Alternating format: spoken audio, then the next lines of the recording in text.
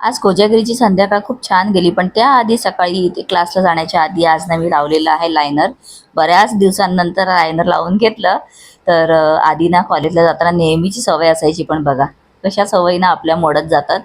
तर आता इथे दर्शन चहा वगैरे घेतोय, तर त्याला बाय म्हटलं आणि मी निघाली चावी घेऊन क्लासला. सकाळी 9चा बॅच झाल्यानंतर आता घरी काया आली, मस्त बिल्ली बाळाबरोबर को एन्जॉय भी केलं आणि नंतर ना संध्याकाळच्या बॅचहून येताना शूट केलं, कारण इथे येताना मला मस्त चंद्र दिसलेला आहे आणि कोजागिरीचा चंद्र ना एवढा छान आणि मस्त प्रकाशित दिसत होता.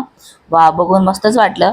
आणि तेव्हाच येता येता म्हटलं की चला आता भूक तर लागलेली आहे आणि घरी जाऊन आता काही मी बनवणार नाहीये, कारण संध्याकाळी कोजागिरी नंतर पावभाजी असणार आहे. तर येताना वडापाव आणले आणि मस्त त्याबरोबर आज मिरची पण खाल्ली, कारण गरम गरम तळून दिलेली होती. छान बघा, आता मस्त कोजागिरीला जाण्यासाठी तयार झालेली आहे आणि नम्रताचा हा लेहंगा आहे ना, हा घातलाय तर खूप छान वाटत होता. त्यानंतर सगळ्यांबरोबर गरबा एन्जॉय केला. तर तुम्ही कोजागिरी पौर्णिमा कशा प्रकारे सेलिब्रेट केलेली आहे कमेंट करून सांगा. येणारे मिनी ब्लॉग पाहण्यासाठी चॅनलला नक्की सबस्क्राईब करा.